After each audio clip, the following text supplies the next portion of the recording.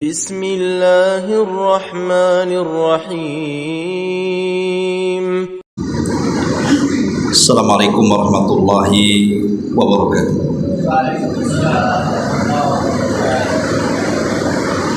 الحمد لله والصلاة والسلام على رسول الله وعلى آله وصحبه ومن والاه ولا حول ولا قوة إلا billahi wa ba'd. Alhamdulillah, di malam hari ini walaupun cuaca hujan lebat di luar, tapi insyaallah hujan adalah salah satu tanda turunnya rahmat kepada kita. Makanya ada anjuran ketika turun hujan agar kita berdoa kepada Allah Subhanahu wa taala, karena di antara waktu mustajab doa itu ketika turun hujan. Mudah-mudahan bisa terdengar ya suara saya, karena memang bertabrakan dengan suara hujan. Pembahasan di malam hari ini kita akan membahas tentang 15 kesalahan yang berkaitan dengan mengucapkan salam dan juga menjawab salam. Kelihatan sederhana pembahasan ini, tetapi sesungguhnya pembahasan ini sangat penting sekali. Karena mengucapkan salam itu bukan hanya tahiyat seorang muslim kepada muslim yang lainnya, penghormatan seorang muslim kepada muslim yang lainnya, tapi lebih daripada itu terkandung doa yang luar biasa. Apalagi salam sendiri adalah satu di antara nama-nama Allah. Di antara nama Allah itu As-Salam. Baik, sebelum saya jelaskan 15 kesalahan fatal dalam mengucapkan salam atau menjawab salam, kita berikan muqaddimah dulu seputar salam ini. Kita awali dengan sejarah dulu. Kapan sejarah salam ini dimulai? Dan siapa yang pertama kali mengucapkannya? Ma'asyiral muslimin yang dimuliakan Allah Subhanahu wa taala, disebutkan dalam sebuah riwayat dari Abi Hurairah radhiyallahu anhu, ketika Allah Subhanahu wa taala menciptakan Adam alaihi salatu wassalam, tinggi Adam ini 60 hasta, atau kalau di meter itu 30 meter tinggi. Kemudian setelah Adam alaihi salatu wassalam diciptakan dalam bentuk tanah yang sangat keras, dan sudah terbentuk manusia dengan seindah mungkin. Laqad khalaqnal insana fi ahsani taqwim. Kami telah menciptakan manusia itu dengan sebaik-baik bentuk. Maka mulailah Allah Subhanahu wa taala meniupkan roh kepada Adam alaihi salatu wassalam. Maka ketika ruh sudah masuk ke dalam jasad Adam, satu kehormatan yang Allah berikan kepada Adam alaihi salatu wassalam, diperintahkan seluruh malaikat untuk sujud. Wa idh qala rabbuka lil malaikati isjudu li Adam fasajadu illa iblis.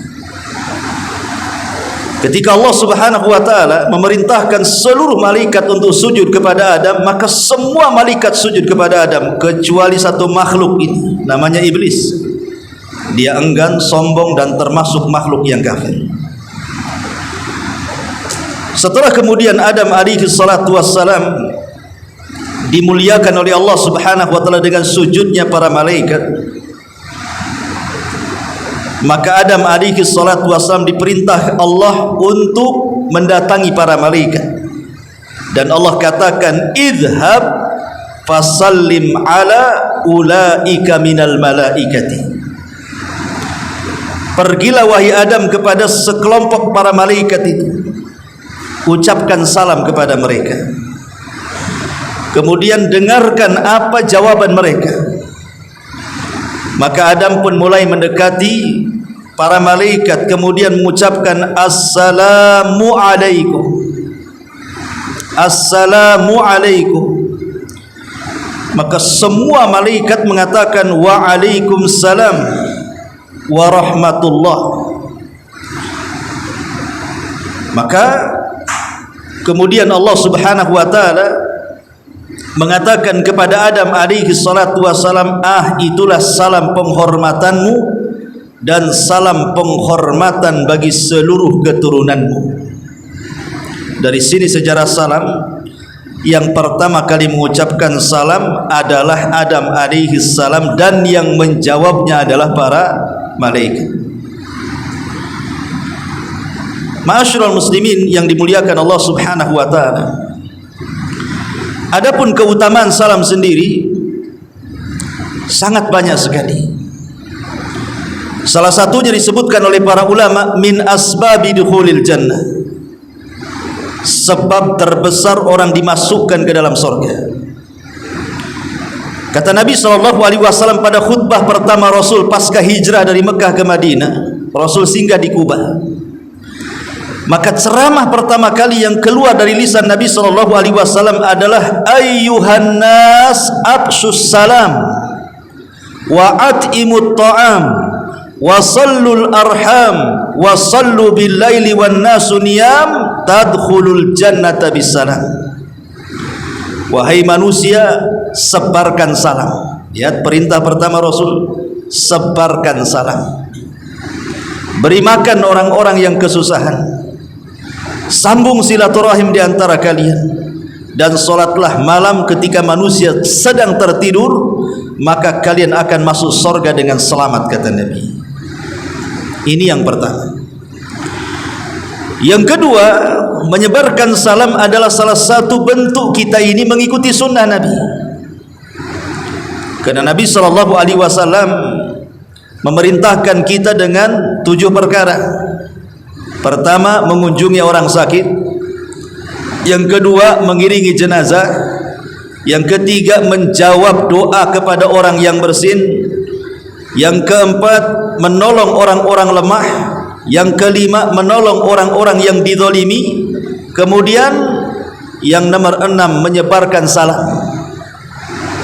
Kemudian disuruhnya kita untuk menebus sumpah-sumpah kita dengan kafarah. Artinya kalau kita mengucapkan salam dan menyebarkan salam, kita sudah mengikuti sunnah Nabi. Ini yang kedua. Dan yang ketiga, memang salam itu adalah hukukul muslimin, hak kita kepada muslim yang lainnya. Kalau kita berjumpa dengan seorang muslim dimanapun, kenal ataupun tidak kenal, yang jelas di hadapan kita seorang muslim, maka kita dianjurkan mengucapkan salam. Dan wajib hukumnya menjawab.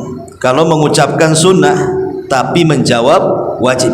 Kalau tidak dijawab, berdosa Anda, ya. Kemudian yang keempat, min asbabi usulil mahabbah, terikatnya perasaan cinta antar sesama kaum muslimin. Kata Nabi SAW, la tadkhulul jannata hatta tu'minu wa la tu'minu hatta tahabbu, awala adullukum ala syai'in idza fa'altumuhu tahabbtum bainakum. Kalian tidak akan masuk surga sampai kalian beriman. Kalian belum dinyatakan beriman sampai kalian saling mencintai. Maukah kuhabarkan kepada kalian sesuatu yang bisa mengikat antar sesama kalian dengan kecintaan? Kata Rasul, absus salam bainakum, sebarkan salam di antara kalian. Dan ini sudah terbukti. Kalau antum musuhan dengan orang nih, coba saja mulai dengan salam, assalamualaikum. Awalnya dia malas tuh mau jawab, musuhnya masalahnya. Besoknya ketemu lagi, assalamualaikum. Ya mungkin agak merepet-repet jawabannya, salam. Gitu ya, awalnya kan itu ya. Tapi kalau lama-lama assalamualaikum, pasti waalaikumsalam, beres tuh nanti. Dan ini terbukti, ya, karena Rasul yang ngomong seperti itu. Ini yang kelima. Yang keenam, aulan nas billahi man bada'ahum bisalam. Manusia yang paling tinggi kedudukannya di hadapan Allah Subhanahu wa taala adalah orang yang memulai dengan salam. Jangan gengsi kita merasa pejabat nunggu rakyatnya yang salam kepada dia. Kita merasa punya harta banyak, orang kaya nunggu orang miskin yang ucapkan salam. Kata Nabi sallallahu alaihi wasallam, inna aulan nas billahi man bada'ahum bisalam. Manusia yang paling mulia di hadapan Allah adalah orang yang memulai mengucapkan salam. Kemudian juga sebab terlipat gandakannya pahala. Yang nomor 7, sebab terlipat gandakannya pahala. Ada seorang laki-laki datang kepada Nabi sallallahu alaihi wasallam dan mengucapkan assalamualaikum. Maka Rasul pun kemudian menjawab salamnya, kemudian duduk dan mengatakan orang ini dapat 10 pahala karena hanya mengucapkan assalamualaikum. Datang lagi orang lain, nambah dia assalamualaikum warahmatullah, tambah warahmatullah. Maka duduk, kemudian Rasul menjawab sambil duduk dan mengatakan orang ini dapat 20 pahala. Datang lagi orang ketiga, dilengkapi dia assalamualaikum warahmatullahi wabarakatuh. Kata Nabi SAW sambil duduk dan menjawab salam dan mengatakan orang itu dapat 30 pahala. Makanya jangan bakhil ya, kalau bisa dilengkapi salam itu, assalamualaikum warahmatullahi wabarakatuh, kan itu 30 pahala kita dapat. Ketemu orang lagi assalamualaikum warahmatullahi wabarakatuh. Antum kalau masuk pasar, setiap pedagang antum kasih salam, banyak tuh pahala keluar tuh. Tapi orang-orang bilang orang ini apa lah, kata semua orang disalami. Itulah karena jahilnya orang itu, padahal itu syariat itu, seolah-olah sunnah yang sudah ditinggalkan kan gitu ya. Kemudian juga tadi sudah saya jelaskan, salam itu nama dari nama-nama Allah, dan salam juga penyebab ampunan Allah Subhanahu wa taala kepada kita. Kata Nabi sallallahu alaihi wasallam, innal mu'min idza laqiyal mu'min fasallama alaihi wa akhadha bi yadihi fasafaha tanatharat khatayahuma kama yatanathara waraqasy syajari. Apabila seorang muslim mukmin berjumpa dengan mukmin yang lainnya, ia pun mengucapkan salam, dipegangnya tangannya. Jadi kalau antum ketemu orang, assalamualaikum, pegang tangannya sambil salaman. Maka ketika kita memegang tangan itu, maka kesalahan kita akan gugur itu, seperti gugurnya daun dari pohon, kata Nabi. Makin lama kita pegang tangannya, makin banyak kesalahan kita digugurkan. Makanya kalau salam pegang aja, nunggu dia yang lepas. Masalahnya dua-duanya tak mau lepas lama kali nih supaya dosanya itu luntur, maksudnya ya. Taib. Kemudian juga salam ini termasuk taqwiyatul ukhuwati bainal muslimin, sebab terikatnya kekuatan kaum muslimin dalam kerangka ukhuwah persaudaraan. Termasuk juga tahqiqul amni wat tuma'ninati fi qulubin nas, terwujudnya ketenangan, terwujudnya keamanan. Karena makna salam ini artinya ketika saya katakan assalamualaikum, saya mendoakan antum, semoga Allah selamatkan agama antum dan semoga Allah selamatkan badan antum. Selamat badan ini macam-macam, dari penyakit ya, selamat kehormatannya tidak digibahi orang ya, selamat hidupnya, berkah terus hidupnya, kan itu. Ini bukan kalimat biasa, kan itu. Dan yang terakhir, walaupun banyak kaidahnya, sebenarnya ketika kita mengucapkan salam, kita ini sebenarnya memancing orang mendoakan kita. Kalau kita datang, tolonglah doakan anak, belum tentu dia mau doakan kita, kan. Tolong akhi doakan anak, paling tinggi ialah saya doakan, tapi habis itu tak lupa dia tadi doakan juga, kan gitu ya. Tapi kalau antum ucapkan assalamualaikum, secara otomatis dia mendoakan kita, waalaikumsalam, didoakannya selamat kita, warahmatullah, didoakannya rahmat kita, wabarakatuh, didoakannya berkah pula. Jadi salam itu mancing doa sebenarnya, kan gitu kan. Jadi kalau antum setiap ketemu orang assalamualaikum, orang itu jawab 100 orang satu hari, berarti antum didoakan 100 kali dalam satu hari, selamat hidup antum. penuh rahmat hidup antum, berkah hidup antum. Wah, luar biasa sebenarnya kan. Ini amalan-amalan ringan harusnya kita amalkan karena luar biasa doa salam ini. Ma'asyiral muslimin yang dimuliakan Allah Subhanahu wa taala. Baik, kita langsung saja, tidak memperpanjang mukaddimah. Apa sih kesalahan-kesalahan? Jangan anggap remeh masalahnya, karena ada kesalahan-kesalahan yang terkadang kita ini lupa bahwa salam itu adalah tahiyatul muslimin, dan bukan hanya sekedar penghormatan, tapi dalamnya penuh dengan doa rahmat, berkah dan keselamatan yang luar biasa. Makanya perhatikan 15 kesalahan orang yang mengucapkan salam atau yang menjawab salam ini. Yang pertama, ya, seseorang hanya mengisyaratkan dengan tangannya tanpa mengucapkan salam. Contoh umpamanya kita dalam mobil, dalam motor, ya, ada kawan kita mungkin seberang sana, kita cukup gini aja, kan itu ya. Ini salamnya apa ini? Ini isyaratnya orang-orang kafir yang seperti ini. Ya. Harusnya apa? Sambil mengisyaratkan tangan antum mengucapkan assalamualaikum, assalamualaikum, harusnya begitu. Soal dia dengar atau tidak ada masalah. Yang penting kita mengucapkan salam dengan isyarat, berarti paham oh dia mengucapkan salam kepada dia. Syukur-syukur dia paham kebiasaan kita, dia jawab. Kalaupun tidak jawab tidak ada masalah, ada malaikat yang jawab. Ya, ini yang pertama. Yang kedua, mengucapkan salam hanya sama orang kenal aja. Kalau enggak kenal malas mengucapkan salam itu. Padahal ketika kita mengucapkan salam hanya kepada orang yang kita kenal ini tanda-tanda kiamat nih.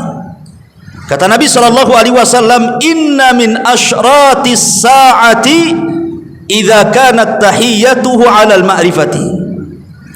Sesungguhnya tanda-tanda kiamat adalah ketika kita mengucapkan salam kepada orang yang kita kenal saja. Kepada yang tidak kenal malas ogah dia salam. La salam wala kalam. Kalau ketemu jamaah pengajiannya dari jauh, assalamualaikum katanya. Ketemu ya orang lain, padahal jelas-jelas dia pakai kopiah, pakai jubah, pakai serban, nampak muslim dia. Malas lah gitu. Kenapa tak salam? Bukan jamaah saya katanya. Salam itu kepada yang dikenal atau yang tidak dikenal. Selama zahirnya muslim, ucapkan salam. Kecuali nampaklah di lehernya ada salib, ya tak boleh. Ya, tapi kalau nampak zahirnya muslim, maka kita ucapkan salam. Assalamualaikum. Ya. Kemudian yang kedua, yang ketiga, di antara kesalahannya adalah memulai salam dengan orang-orang kafir.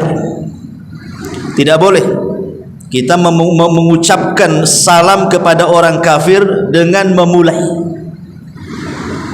Jadi umpamanya kita punya kawan orang non muslim, karena akrabnya gitu ya, antum masuk kantor semua orang kafir di situ, tidak ada orang Islam, antum aja Islam tuh, assalamualaikum, nggak boleh. Nggak boleh memulai salam dengan orang kafir. Ya, ini yang ketiga. Yang keempat, tidak boleh mengucapkan salam ketika masuk ke masjid di hari Jumat ketika khatib naik mimbar. Ya, kecuali kalau khatib belum naik mimbar, antum masuk masjid assalamualaikum, nanti jamaah jawab salam tidak apa-apa.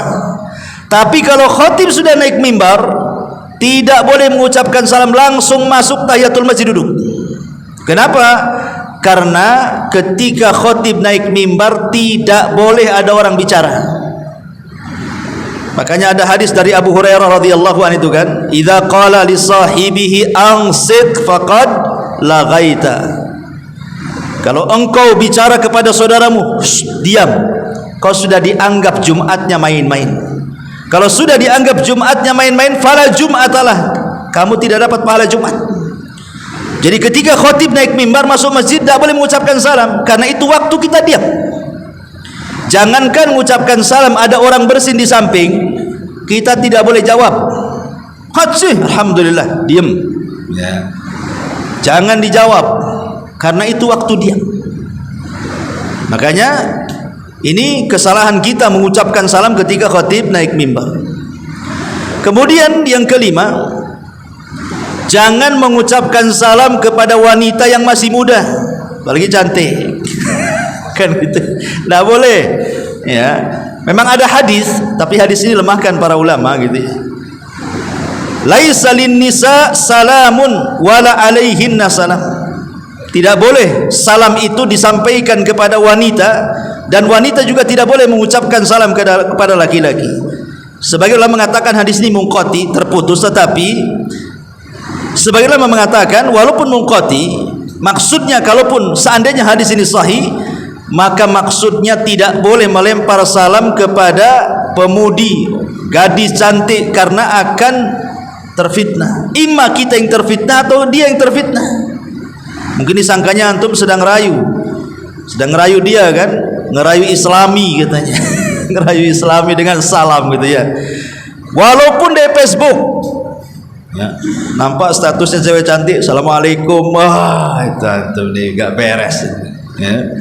Jadi tidak boleh, kecuali kalau wanita sudah tua, tidak apa-apa.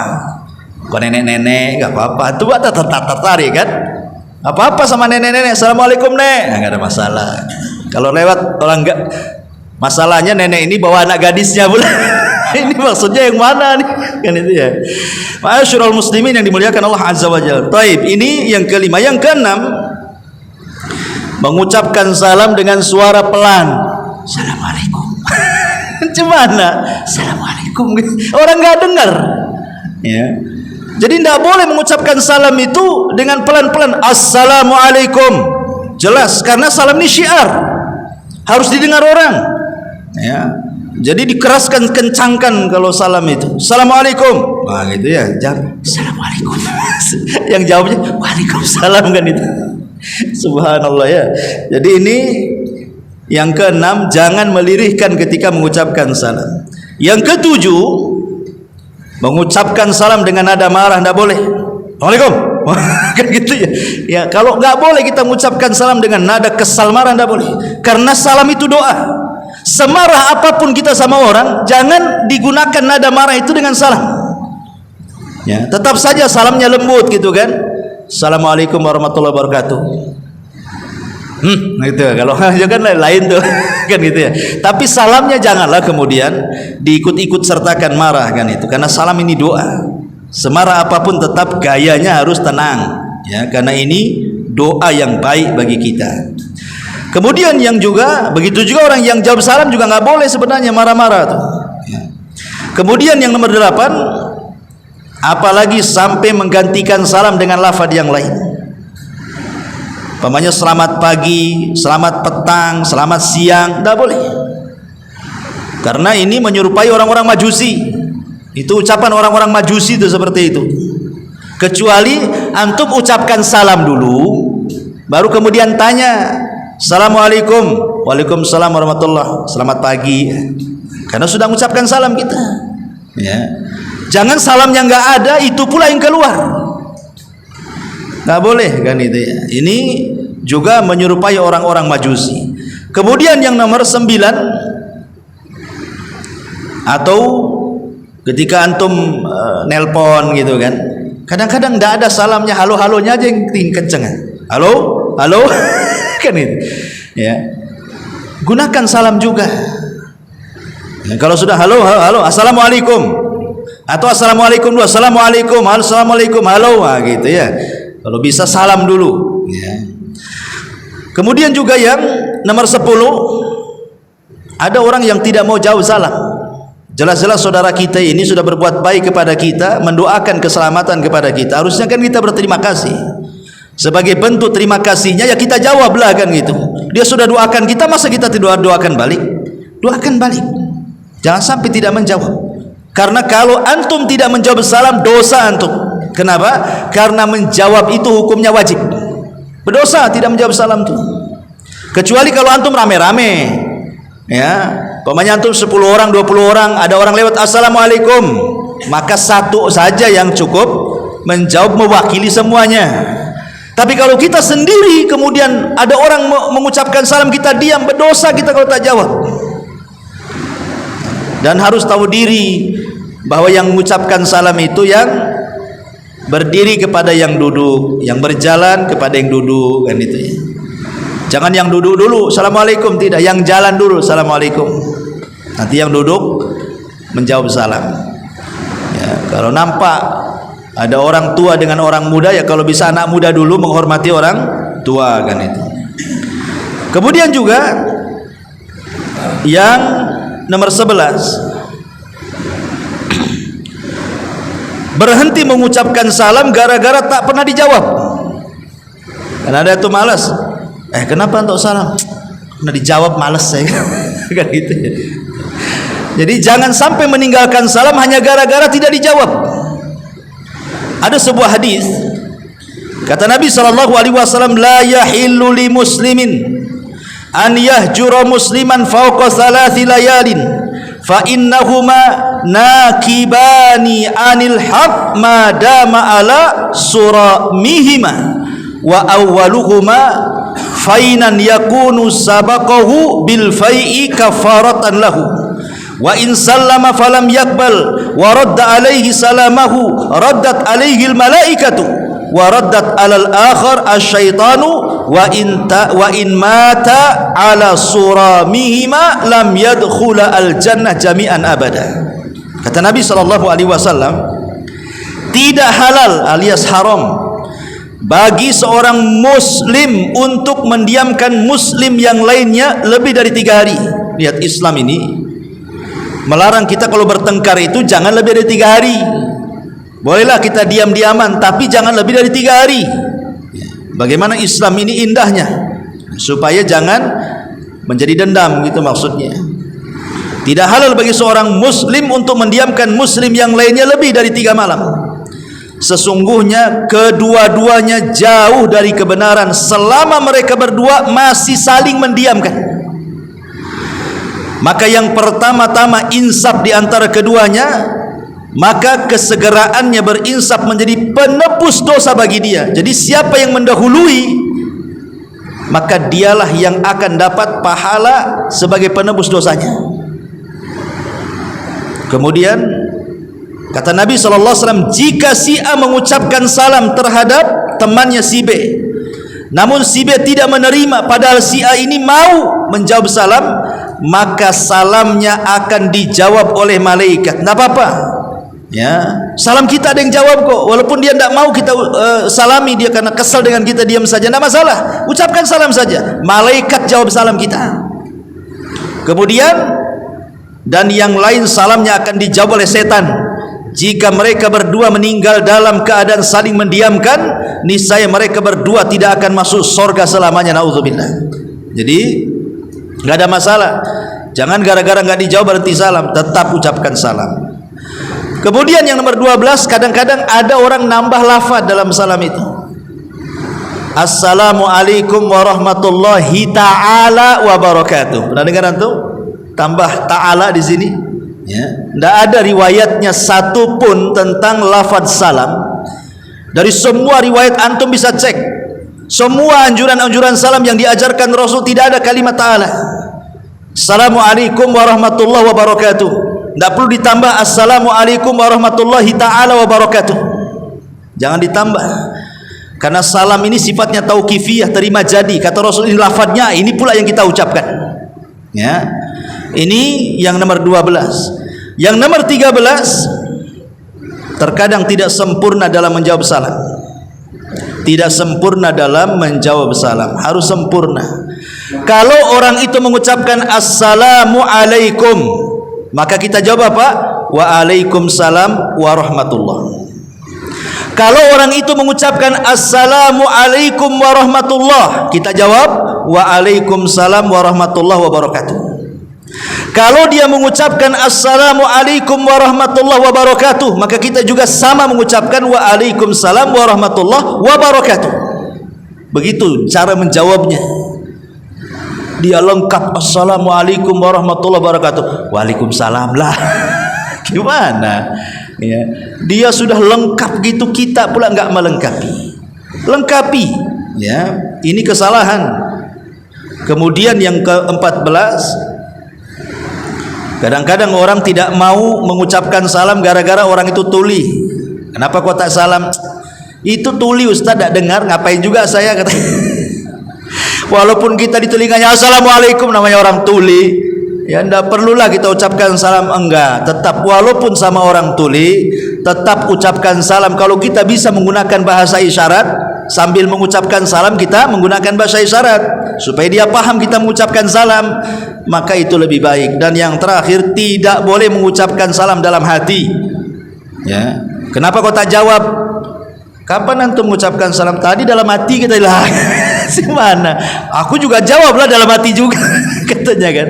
Jadi inilah 15 kesalahan tidak boleh dilakukan dalam salam. Karena salam ini sesuatu yang sangat istimewa di hadapan Allah Subhanahu wa taala. Anda bisa bayangkan loh, kita di dunia ini perlu 3 kalimat ini. Pertama, kita perlu selamat.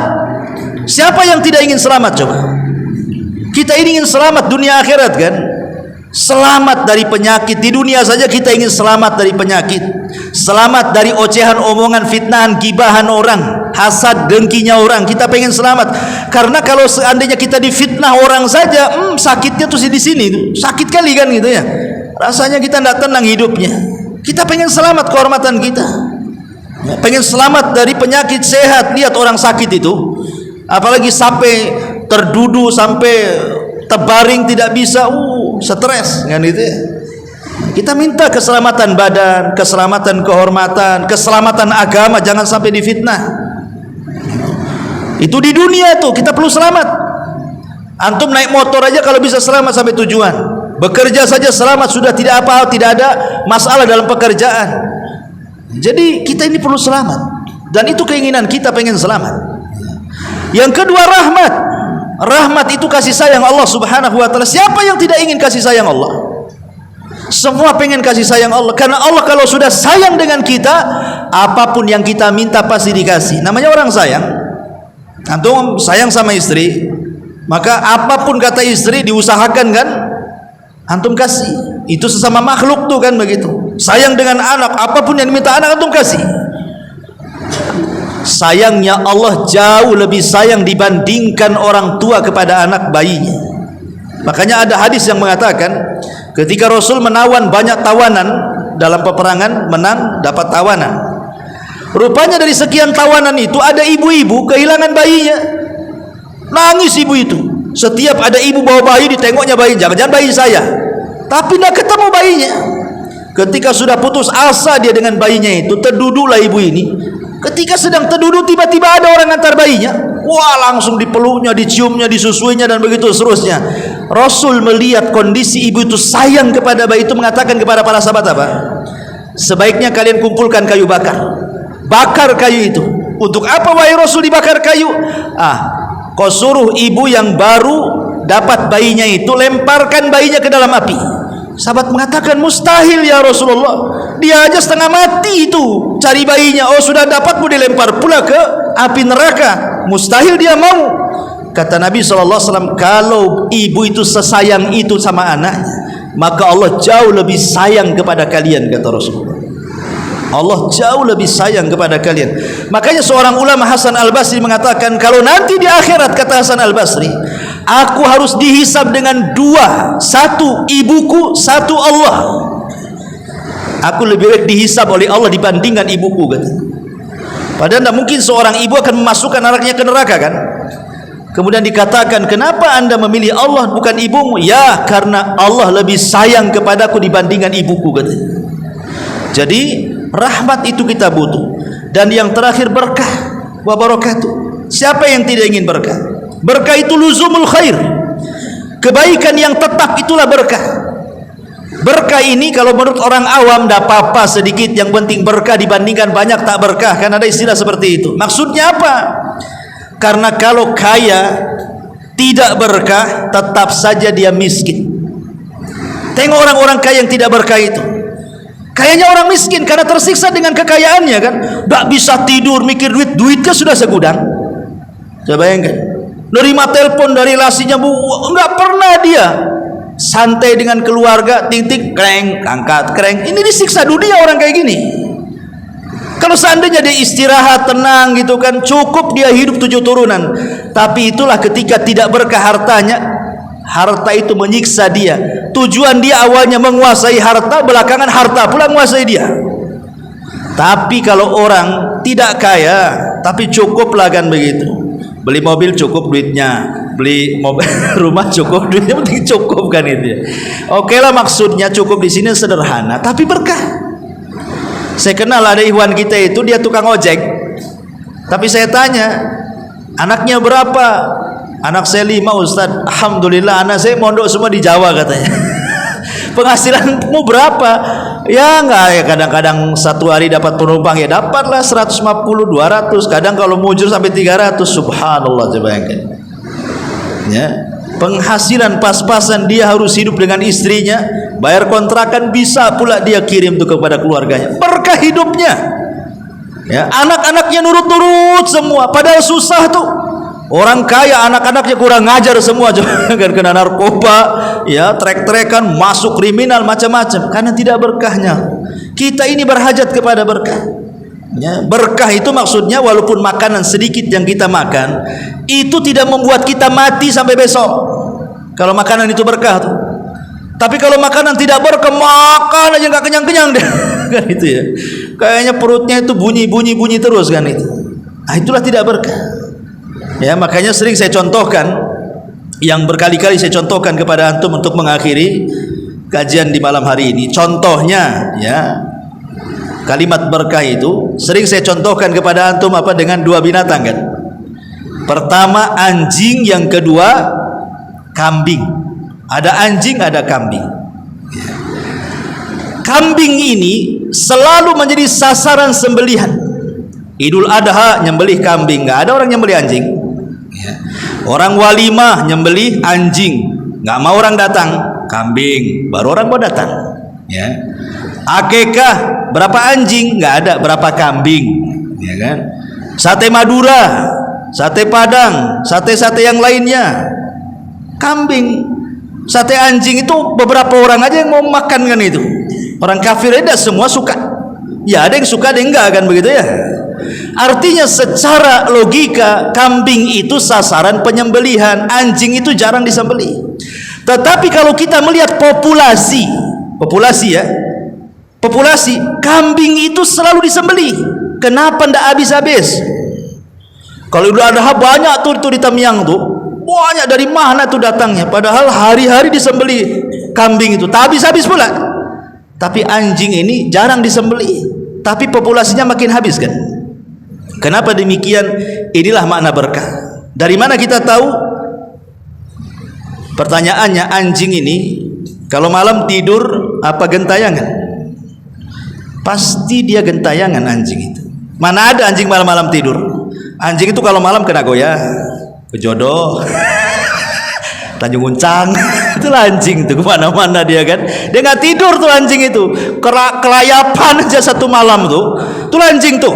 Ya. Tapi kalau kambing ngorok dia, nggak ada cerita kambing malam itu kelayapan tuh, apalagi sampai ke Jodoh, nggak ada. Kambing itu tidur saja. Kapan bangunnya kambing? Pagi hari. Bangun dia. Ketika berkah Allah turun, bangun pula si kambing ini, dapatlah dia berkah. Kata Rasul, Allahumma barik li ummati fi bukuriha. Ya Allah, berkahi umatku di waktu paginya. Kambing dapat berkah. Ketika turun berkah, anjing pula tidur. Makanya anjing tak diberkahi, kambing pula diberkahi. Pertanyaannya, antum mau jadi anjing apa kambing? Kambing Ustaz, janganlah antum mau jadi kambing. Maksudnya begini, ketika kambing itu populasi tak habis-habis, menunjukkan binatang itu berkah.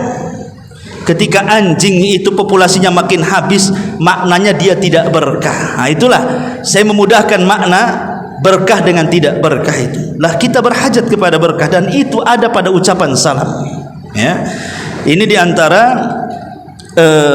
keutamaan mengucapkan salam dan 15 kesalahan orang mengucapkan salam. Wallahu a'lam bishawab. Saya kira sampai di sini saja, karena cuaca juga takutnya makin hujan lebat, tak bisa balik bulan kan itu ya, takut banjir di jalan. Mudah-mudahan ada manfaatnya. Subhanakallah bihamdika asyhadu an la ilaha illa anta astaghfiruka wa atubu ilaik. Allahu taala alam. Assalamualaikum warahmatullahi wabarakatuh.